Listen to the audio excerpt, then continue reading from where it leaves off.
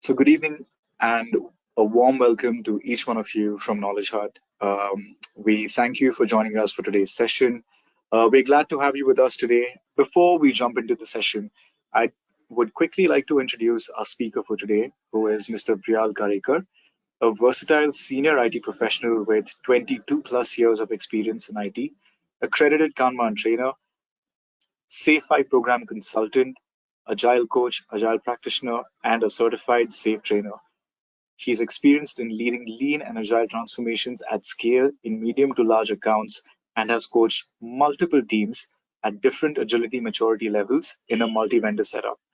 He also comes with a broad expertise in various capacities, including agile coach, program manager, release train engineer, and etc.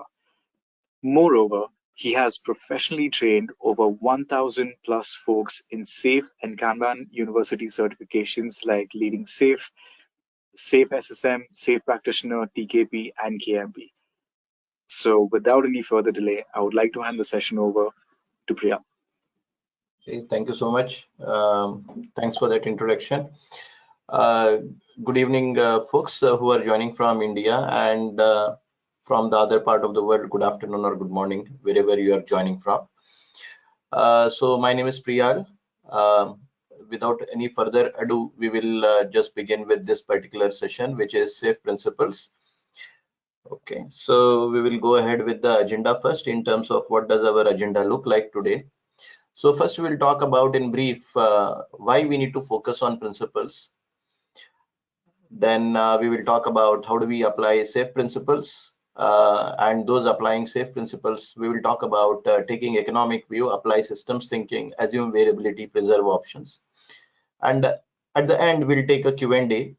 And whenever you have a question, kindly paste that in the chat, maybe with the slide title or whatever, so that I'm not going to take any questions in between, but based on the questions which you have in the chat, maybe I will read out the questions and I will try to answer at the end of the session. Okay. So first of all, when we are talking about SAFe Lean Agile principles, I'm not sure how many people are well versed with SAFe here.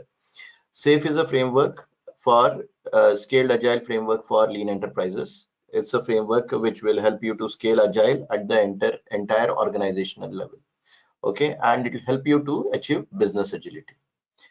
I will not get much further details into the SAFe framework. I had done my one earlier webinar a few weeks or a month ago. Maybe along with this webinar recording, we can paste that video link also, so you can take a look at it. The way I will run this webinar is in terms of maybe no prior background is actually required maybe to understand that. So I'm not going to include much of jargons, but again, these principles have certain jargons, but that is how the principles are written in Lean.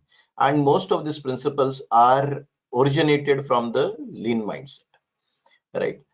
So let us understand why we have to focus on principles now and why these principles are important for us and who have to apply these principles.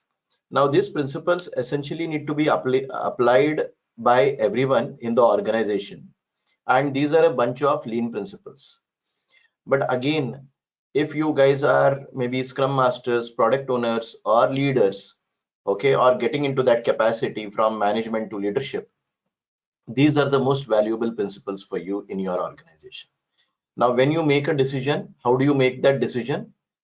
All it the fundamental rules belong to should be informed by these particular principles. For example, couple of practices work in the organization. So when we are doing agile transformation or lean agile development in the organization, okay, so we apply couple of practices. Maybe we apply iteration planning, iteration daily stand-up, backlog refinement, or whatnot, or any other practices, or there are various other practices prescribed by various other frameworks. Now the question is, couple of organizations or couple of teams are successful by applying those practices, but when we apply those practices, they may not work for us, right? Now it is good to understand Okay, how this good to have a knowledge of how do these practices work, but you need to exactly understand what are the principles behind those practices, and then only you will be able to take a decision how you will be able to tweak those tweak those practices by using those principles so that you can apply within your own context. Because this is like lean and agile development, or agile is like your haircut, right? So it is not like same for everyone. Everybody has their own context, and you may have to apply that in your own context.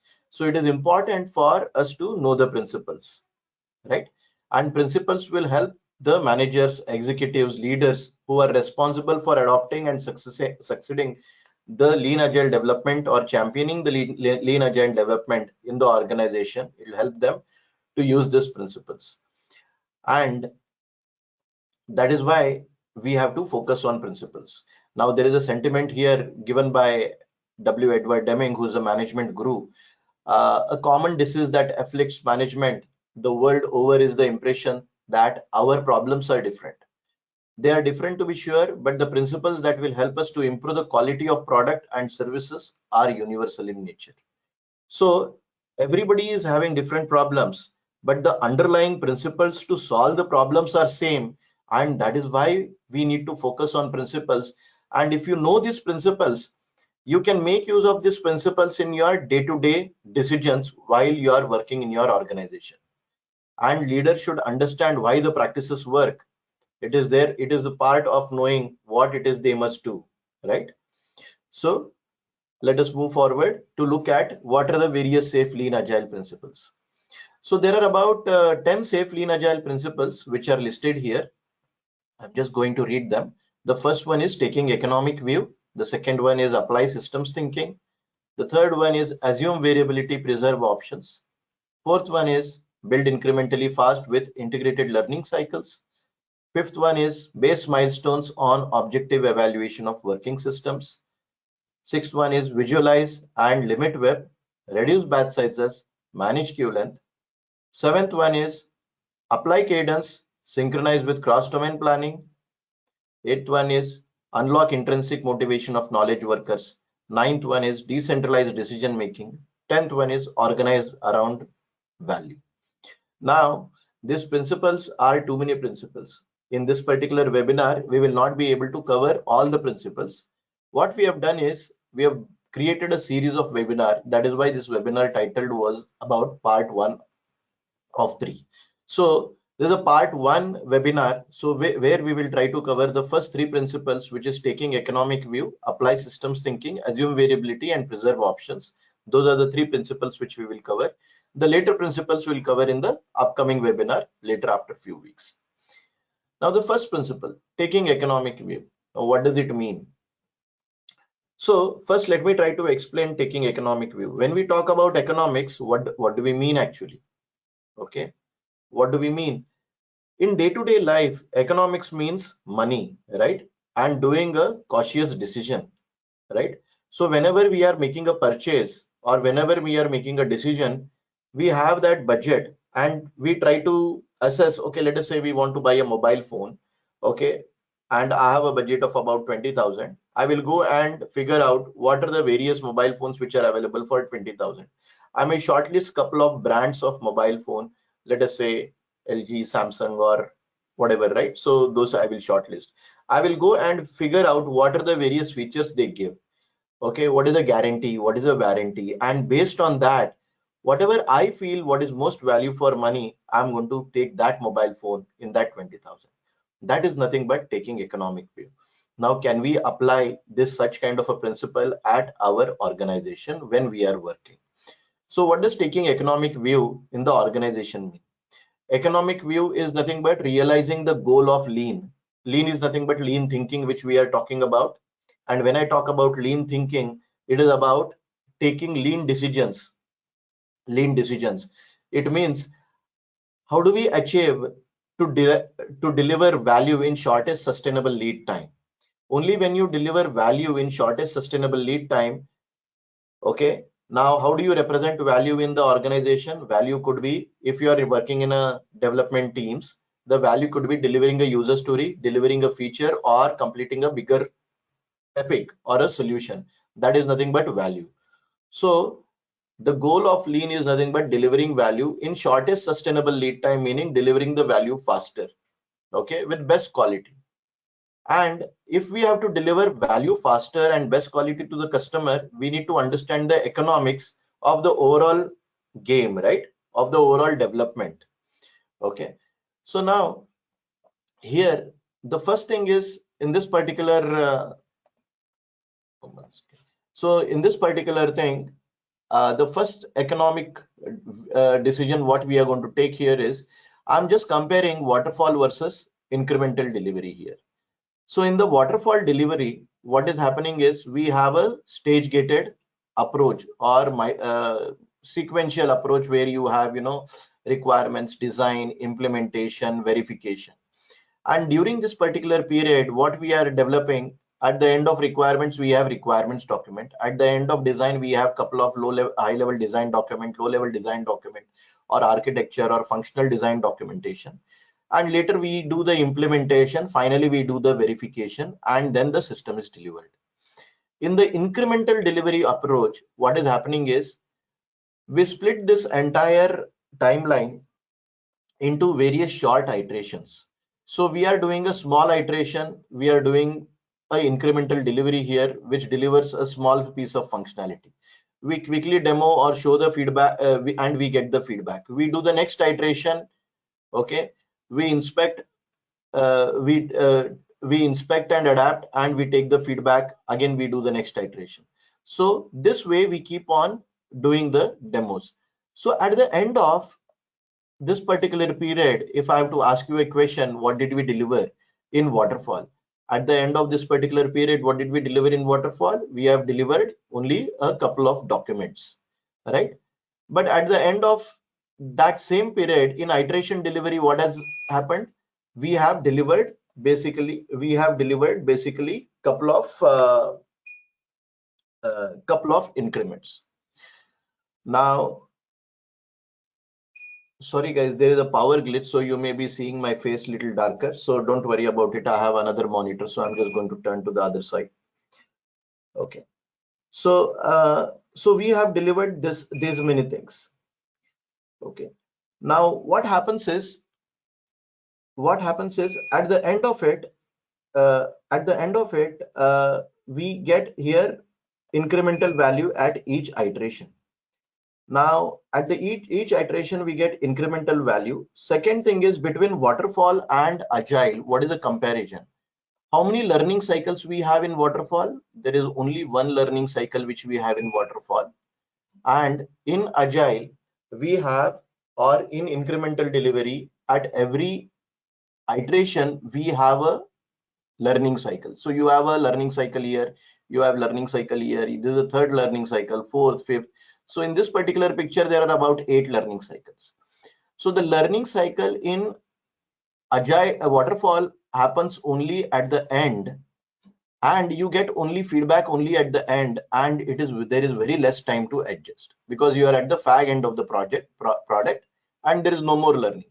And even if you learn, when will you apply? The project is over, right? So when you take an economic view, the economic says that delivering early to the market or delivering early to the customer or showing at least the demo early to the customer is often a better economics than delivering late. That is the first thing about the taking economic view principle. So whenever you are working in your organization, if you are incrementally delivering, incrementally showing and telling your product to the customer, that is having more value than delivering it later. Okay, that's the first aspect of taking economic view. Now, delivering early and often, what else it does it tell it to us? Now, incremental development. So from here, I'm going to explain you this particular thing. I'm going to erase this, whatever I scribbled here. Okay. So incremental development will produce far more value earlier. So if you look at in this incremental cycle, in the first iteration, you are developing, so you have not produced anything. In the first iteration, you produce this. Then in the second iteration, when you deliver, you produce this increment. In the third iteration, you produce this increment. Okay, in the fourth iteration, you produce this increment. In the fifth iteration, you produce this increment. So your incremental value begins, and you are getting constantly faster feedback, faster learning cycles happen. So when you start getting incremental value, what happens is, because you are incrementally delivering, your customer is also getting benefited. And because the customer is getting benefited early, if you see the sequence of steps, the way customer is getting benefited, in agile, the cumulative gross margins are way higher. Okay, but when do we deliver value in waterfall? We deliver value in waterfall only here. This orange line is indicating here. So we are not delivering incrementally here, we deliver only here. So waterfall cumulative gross margin are only starts happening here after you deliver here. Okay, but in agile, the gross margins are starting happening. Second, another point is, okay, so if I have to ask you one question, right? So whenever a new phone comes in the market, right? When let us say iPhone was launched. So when first iPhone was launched, what did we feel? Maybe in 2007, right? What did we feel the moment we saw, okay, it is a touch screen and all of that, right? Okay, we were all excited about, buying that iPhone, and later, okay, Samsung Galaxy also followed, and there were touch screen, and having those kind of iPhones was, the craze, or the touch phone, mobile phones was a craze. But today, if I tell you, hey, you know what, we are launching a new touch phone now, what would you say for that? Hey, it's okay, man, you are just launching yet another phone, right?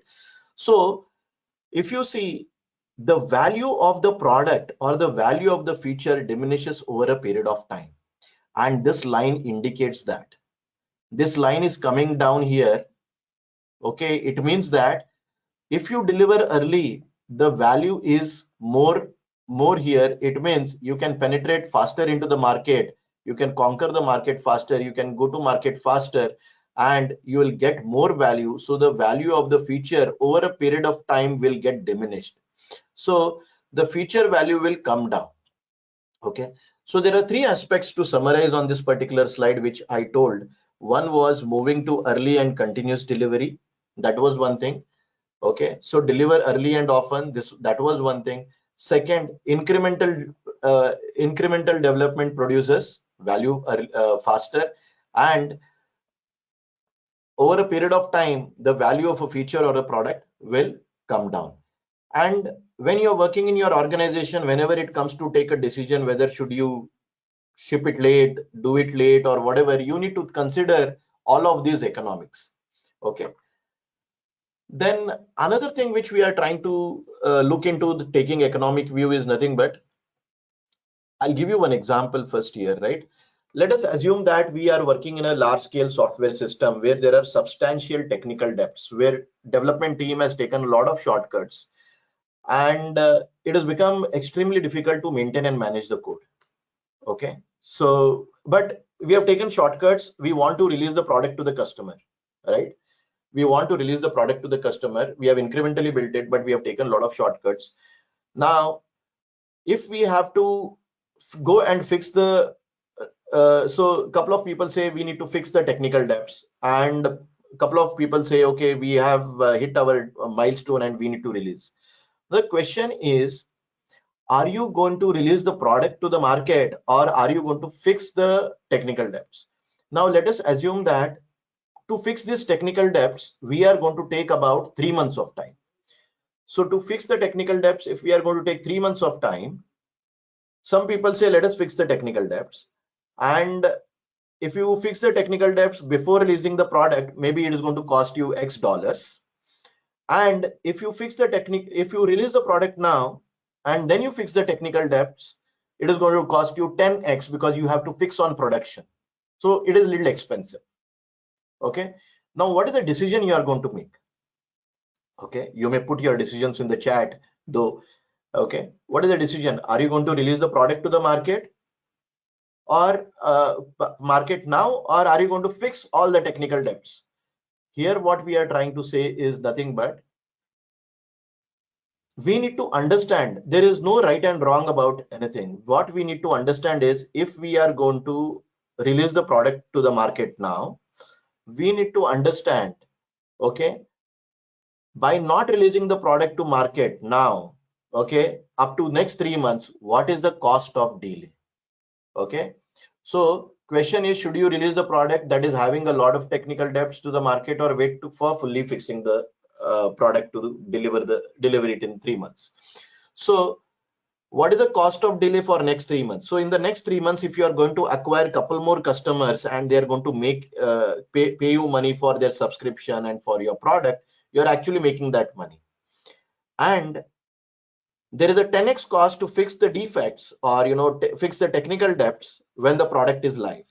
So you need to understand and quantify what is the cost of delay if you don't do it now versus if you do it later. And based on that cost of delay mechanism, you have to take that decision. So this is another concept of taking economic view. Now for this, what we say is you need to understand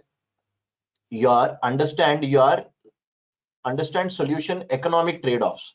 What is economic trade-offs? Should you deliver the value now? Should you deliver the value later? If you deliver the value later, what will happen? Your lead time will increase. If you deliver the value now, you'll go to the market faster. Okay, and if you want to deliver the value later, there is again development expense also increases, then the product cost also increases, right? So value is nothing but number of features and number of stories what the customer is going to pay for. And the entire platform, why the risk is at the bottom? Risk is nothing but foundational element. And what does this arrow indicate? The arrow indicates that if you tweak one lever here, let us say lead time. Lead time is nothing but the time from the time you have taken the order to the time you have completed the order, right? If the customer says, hey, you know what, you guys are delivering late. Okay, I want it early. Now, if you want it early, you need to tweak the lead time. So if you want this lead time to come down, what you need to do? You need to add a couple of headcounts. If you have to add a couple of headcounts, what will go up? Your development expense will go up. If the development expense goes up, what happens? The product cost also goes up, right? If the customer says, okay, the lead time and everything is fine, but I want you guys to deliver more value. Again, if you have to deliver more value, and if the lead time is going to be constant, okay, then again development expense will go up. But if you want to keep the development expense constant, then you have to increase the lead time. That okay, you want to add more features, but I will delay it, otherwise development expense will go up. So based on whatever lever you tweak, the other lever is getting impacted. That is why there are all these arrows. And these are the variables using which you may have to make certain decisions. And whatever variable you tweak, you should understand those risks, whatever you are taking the risk, and what is the risk you are going to take by doing those decisions. What is your opportunity cost, right? So that is how you take this, and you need to understand your solution. You need to understand your economic trade-offs. What are the various variables which you can tweak? So these were a couple of examples of what is taking economic view. And as leaders, we need to understand all of these principles. Then only whenever people are coming and asking us tough questions, we will be able to challenge them and ask questions based on these variables or parameters. And we know that the feature value diminishes over a period of time. Then we will be able to understand and take the right judgment what we have to do in what kind of a case, right? And folks, I will encourage you guys to put the questions in the chat. I will look at the questions if there are any questions in the chat. Okay, now let us go to the next one, which is nothing but apply systems thinking.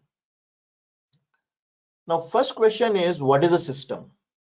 And maybe in many of the organization, and a couple of years back when I was not lean or agile savvy, okay, my boss also used to say, okay, Priyal, you need to apply systems thinking.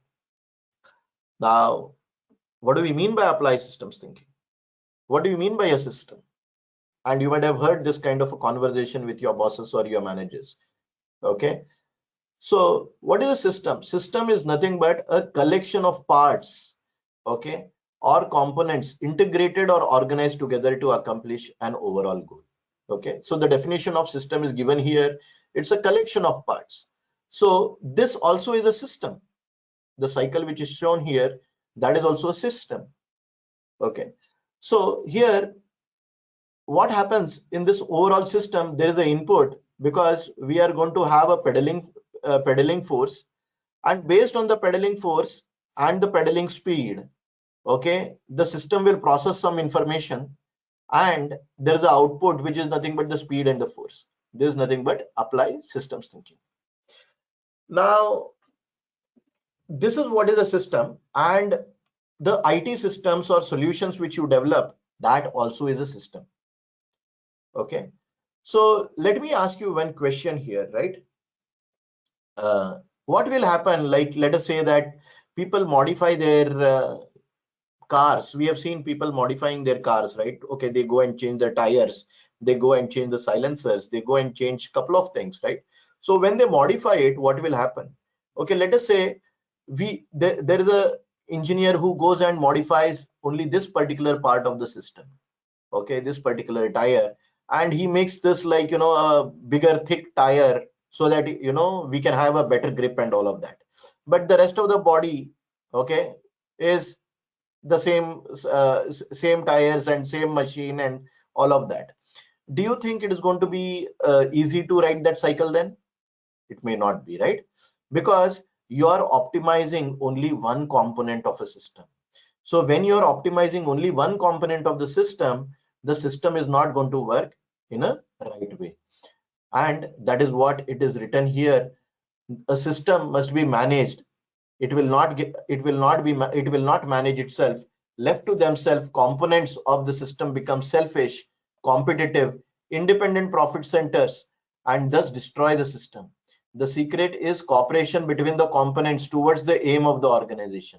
So the main goal is the cooperation of the system between various components.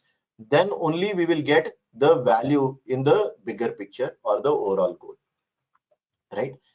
So when we talk about system thinking, there are three aspects of system thinking. What are the three aspects of system thinking? The first aspect is the solution which you are building, that also is a system. And that is what I was indicating with a real life, day-to-day basis example. The solution which you are building also a system. So many people are building various components, like maybe you guys are working in a banking industry, so there is a loan origination system, there is loan application system, loan approval system, there is a core banking system, loan closure system. So there are multiple system in a mortgage loan value stream, right?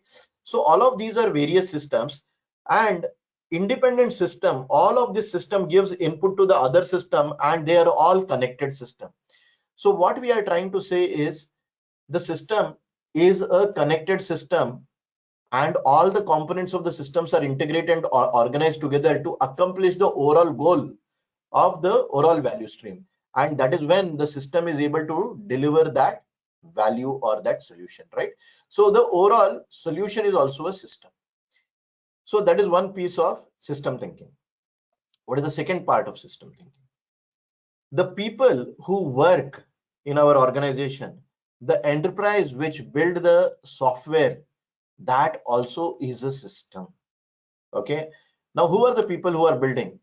There are various teams: sales team, marketing team, maybe finance, the IT development team, product managers, system architects, system owners, suppliers. Maybe there are various bigger services companies who are the suppliers or offshore development center. Okay, there are various stakeholders.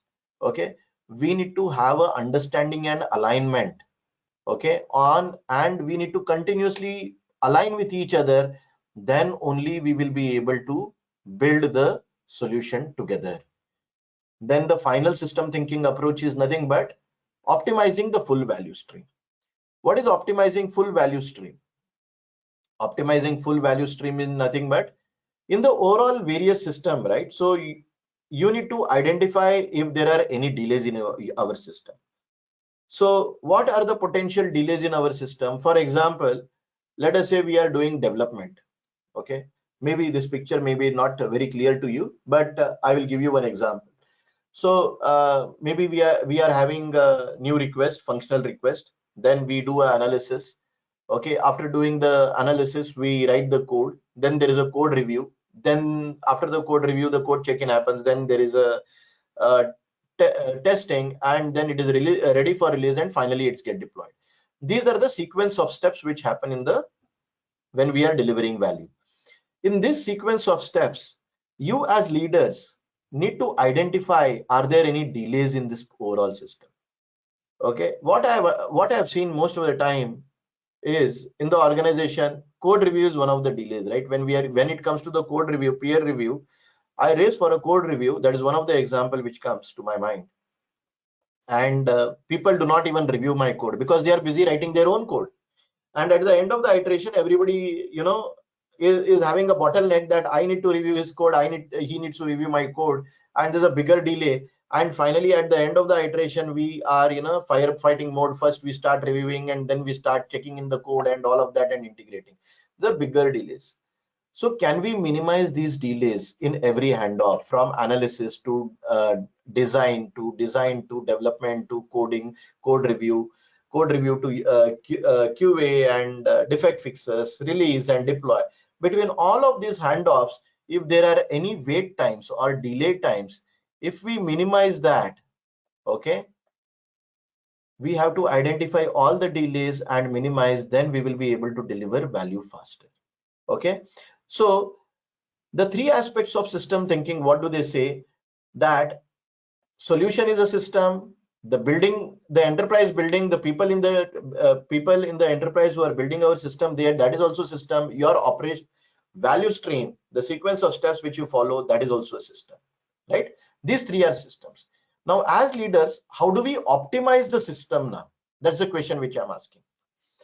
Now the way to optimize the system, right? For example, if we are working on this solution and there are various components in this particular solution, right? This is module 1, module 2, module 3, module 4, and let us say that there are a bunch of teams who are owning these various modules, and this particular module is a module which sends various notifications. Let us say this module sends notification, the other module sends the events to these module, and then this particular module sends the notification to the end users that, okay, there is an event which has happened, okay, because maybe there's an event which has happened and he receives a SMS, right? The user receives a SMS. Now the number of notifications which this component can send is about, let us say, we will assume that it is 100 notifications per second. Now these components are capable of sending about 20 notifications per second, or 20 events, okay, to this particular component. What we do is, this particular team realizes that, okay, I need to optimize my system. I will optimize my system in a way that I will increase the number of events which I can process in a second. So instead of sending 20 events per second, I will now start sending 60 events per second or 100 events per second. So they move from 20 events to 100 events per second. What actually is happening now? The other components are also sending 20 events per second, but this component is started sending 100 events per second. Now what happens to this overall system? The system is going to crash. So when you are optimizing a system, do not only optimize one component, but you need to optimize the overall component, right? So these are the kind of decisions which you need to do when we talk about applying systems thinking. When we talk about enterprise as a system, what could be the various challenges? The challenges could be, you have a supplier could be like, any services company who is giving you some various components to integrate with you. Now if they are not working in your rhythm, okay, then again there may be a problem. You need to optimize that. There may be other teams, okay, in your organization, okay, so who are part of the same product, okay, and if they start optimizing their own teams, let us say they start optimizing their own team, they start producing the value earlier than these guys produce the value, then the integration will fail, right? So when we are optimizing the way people work, that also needs to be taken care. Second thing, when we talk about optimizing people, the way we are working, if let us say customer is saying that, hey, okay, your delivery is slow, and we start adding, oh, let us add few developers because anyway the budget is approved. Let us add few developers so our delivery will be faster. The moment we add developers and delivery is still not faster, maybe why? Because the number of QAs or the testing team people are same, and our bottleneck is now become as bottleneck is nothing but at our testing side. So we need to again look at the system as a whole, which whatever the enterprise which is building. So not only the teams within your organization which are collaborating to build the systems, you need to also look at your suppliers, vendors, and other peripheral departments which are contributing to development of the system. Anyone and everyone should come together to collaborate and deliver value, and we need to optimize on whole. So applying systems thinking is nothing but optimizing the overall solution components, optimizing the overall teams or the enterprise which is building the system. And the last part is nothing but identifying the delays in the value stream.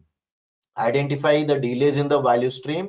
Example, the delays in the code review. Example, the delays in the clarification of requirements. Example, the delays in the release and deploy process.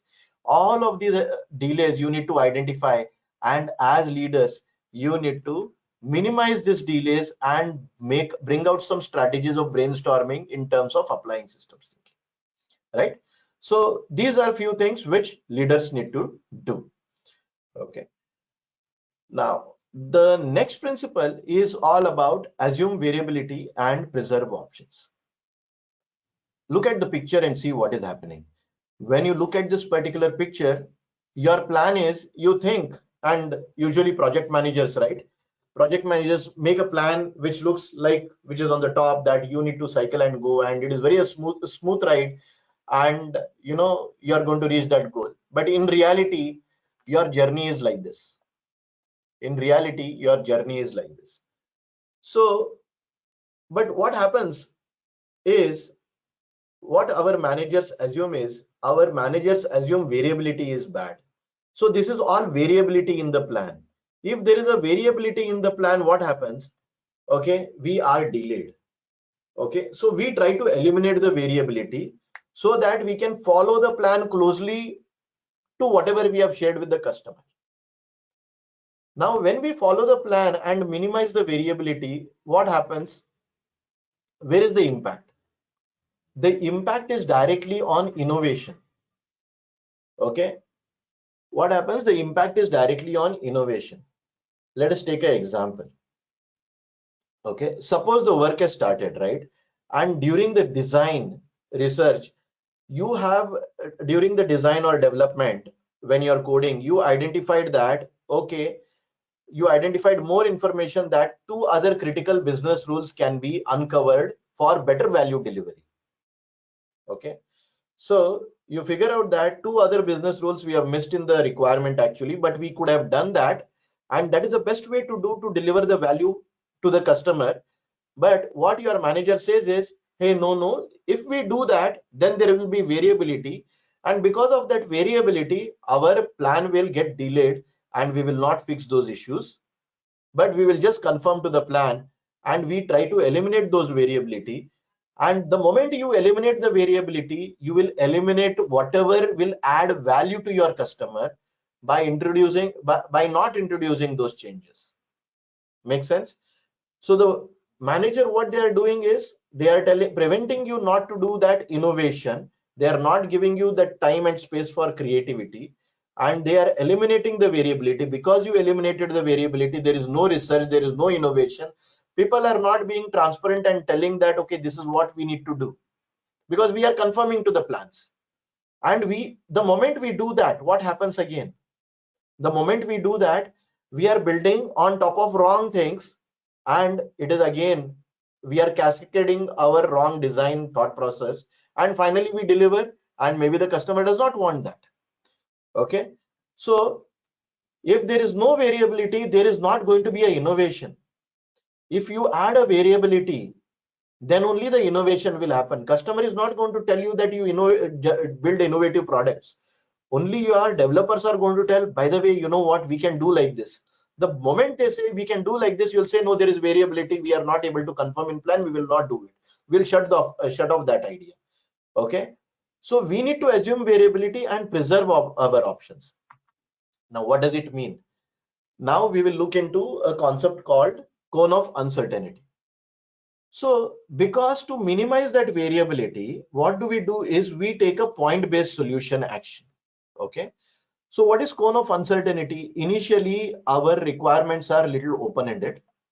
Okay, we also do not know what the customer needs, the customer also do not know what he needs, and we create a point-based solution, and for that point-based solution we create a plan, and we take that point-based solution, we create a plan, and finally we start delivering in phase gate milestone: requirement complete, design complete, we plan the deployment, and boom, project fails. This is not what we wanted.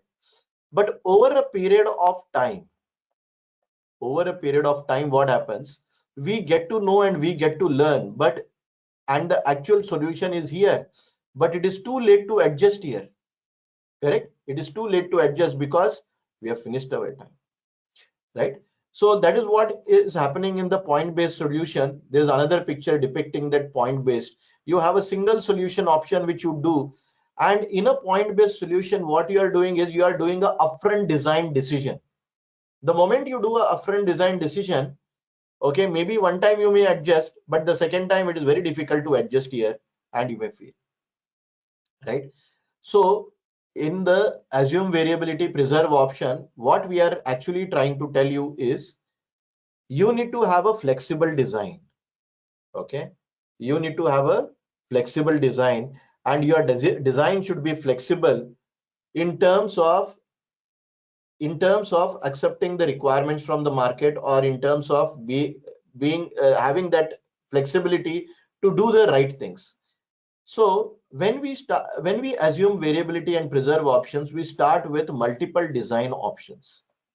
Okay, when we talk about multiple design options, right? For example, let us take for example, we are working in a motorcycle company where we are trying to test a engine, Harley Davidson engine, right? So the engine contains various parts. Maybe there is a cylinder head, there is a piston, there is a crankshaft, there is cooling system.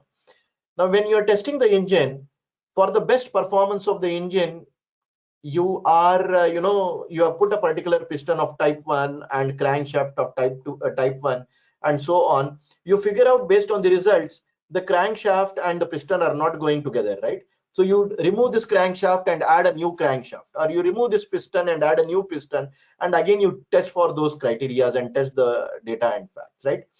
So what is happening is, now when you test, you remove this piston, you add that piston, and based on that, you are getting a effective, better performance of the bike. Similarly, the question which I'm putting in front of you is, do we have multiple design options or flexibility in the design options by creating the right interfaces between our components, so that we are able to plug and play the various components and make decisions or defer our decisions to the last moment, till we know what is the last moment, till we have to really take the decision. So for example, this is your learning point. At this particular learning point, you may want to take a decision which of the interface you want to keep and which of the interface you don't want to keep. And finally, you eliminate a couple of the options and only go ahead with few options. At this particular point, you get to know that, okay, these two are not required, no more required. Okay, we will get to with this. Okay, are we having a flexibility of design options so that we can do the change in the course correction? And similarly, we are people are using, people think Scrum is again synonymous to agile. So people are working in iteration, and when people are working in iteration, they feel that they are having that agility, that they can deliver incrementally. But whenever there is a customer change from the customer, we go and say, hey, by the way, customer, we cannot do this because you know what, we do not have the right architecture, there is an impact on various other components. Do we have the underlying code base, does that respond to the changes? Do we have that technical agility in us, and can we create that technical agility by using set-based design options? That is what is a question which we are asking here. So when you are doing a design, okay, you need to assume variability, preserve options, and with that, what we are looking at is when you apply assume variability, preserve option, and that cone of uncertainty and set-based design options, okay, along with your iteration or cadence-based learning cycles for every iteration. So this is the end of one iteration, this is the end of second iteration, end of third iteration. At the end of every iteration, you are able to take a right design decision and adjust as necessary, okay, and not build on the wrong design, right? If you were taking a point-based solution, you would have taken a point-based solution option, and it is difficult to adjust, right? So if you have set-based design and cadences, you can, you can reach adjust at every iteration and reach to the optimum solution at the end. So this finishes today's three principles of safe lean agile principles out of the 10 principles. In the next webinar, I hope to see you guys again. We will try to do principle number 4, principle number 5, and principle number 6. Now, though the name says it is safe lean agile principles, these are all lean principles. These are all generic principles. This can be applicable anywhere. Okay. And based on the understanding of these principles, you have to evolve your practices. And that is why, as leaders, these principles are important for you. And as Scrum Masters, product owner, for you to make decisions in your day-to-day working, right? Okay, that is how you need to apply these principles.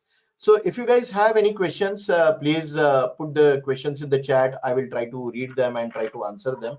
What are technical debts? That's the first question. Okay, fine.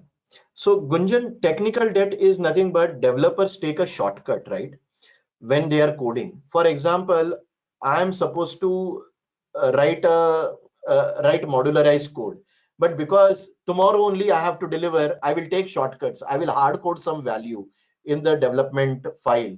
Now, because I have hard coded the value, tomorrow if the configuration changes, I cannot change the configuration from the database. But I have to do a deployment because I have to check out the code and open the file because the value is hard coded. It is not customizable. So you need to refactor the code, and we might not have taken right design decisions when we are writing the code. Those will come and hit back to us when there are new defects. When the defect comes, no, it becomes very difficult for us to, very difficult for us to fix. The code becomes unmaintainable. So refactoring is one of the example of technical debt. Second example of technical debt is nothing but whenever customer is asking you, hey, can you build this new functionality, this business rule?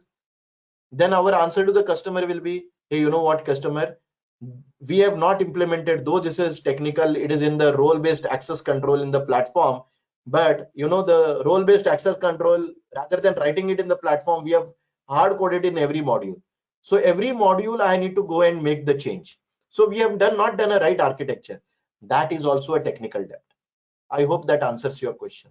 So technical debts are nothing but shortcuts which we have taken, which will become like a ticking bomb if not taken care in our development. And that is what I was telling. Should we release the product?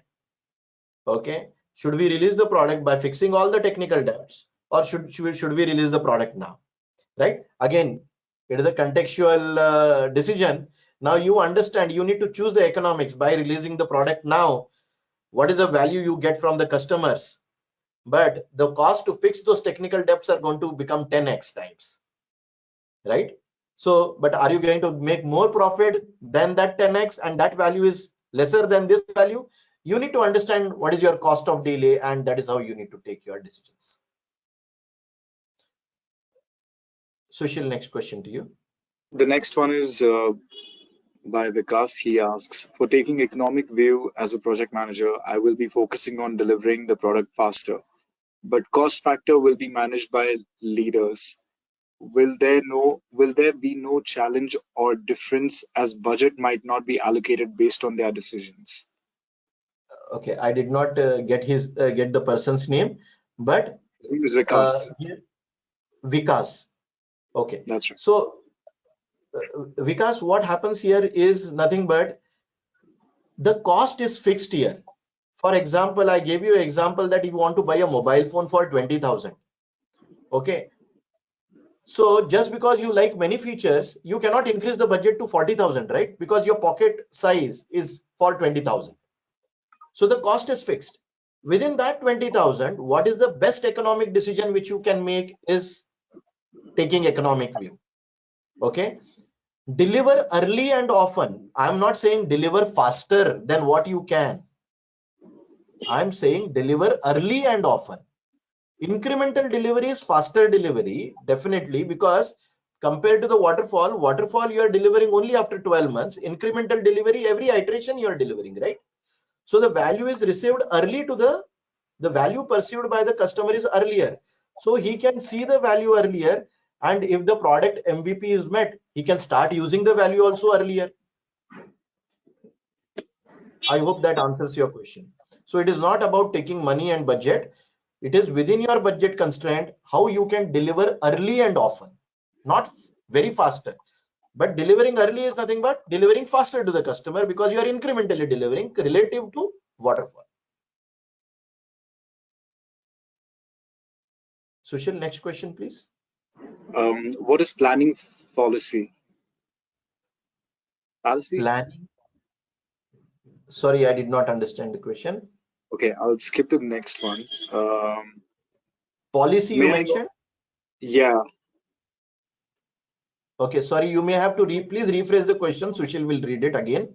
yes, please. So, Yeah. Next question, please. data team is working with product team, and data from the data team for product team is missing timeline. How should product team handle this? It's by Ramit Sharma. Okay. So Amit, how can product team handle this? Now, here these principles are the thought leadership principles, right? We have to take a systemic view. We have to go and assess what is the problem. So when they are missing timelines, there is a delay within our own organization. One team is not able to deliver value to the other team quickly. Correct. Now, what we can do about it? Okay. So you need to go and identify first is bottleneck. Okay. What are the bottlenecks or what are the problems which the data team is facing? Okay. So you try to solve any local problems which are having. That's the first thing you will do. Okay. And if the local problems are solved, then you will have to look at, okay, they are overloaded by capacity. Then you may have to really do a right way of prioritization, right? Okay. And see what is the best priority and maybe then communicate with SLAs or socialize your dependencies. Make sense, Amit? Okay. So you have to consider the overall system together as a whole. You cannot just simply add any kind of a resources into the data team so that they can deliver value faster. The causes for the data team to deliver value slower, those are the causes which you need to look. That's the first step. Okay. And whether after looking at those causes and brainstorming those causes, whether you are able to improve, you need to think of that.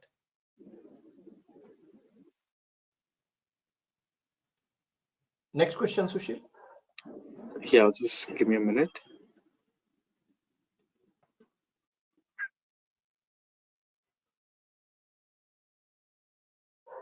Sunil, hi. This is Sushil here. I have unmuted your mic from my end. So, would you like to unmute yourself and ask the question? No, no, no. Actually, yeah, that was not question. Well, when the explanation was going on for the assume reliability, that time, it just came to my mind, about the planning fallacy. So that's what I was talking about. All right. Okay. All right. Thank you very much. Okay. Anyone else from the audience, if you have any questions?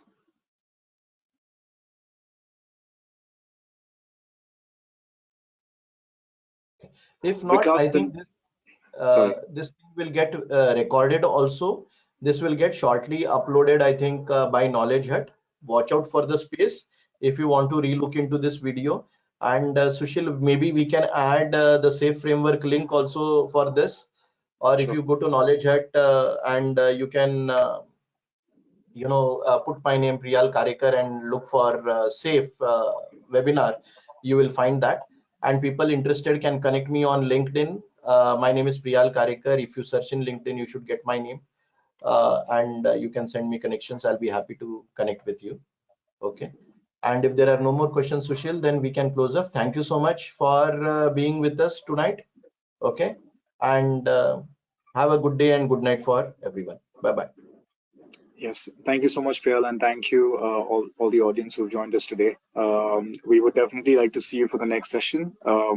More updates will be given on the Knowledge Hut website, so kindly just make sure that you visit our website as well. And if you have any questions, get in touch with Priyal. I'm sure he'll be more than happy to help you guys. So until next time, wishing you guys a very good morning, good evening, and a good night, and see you guys soon. Thank you.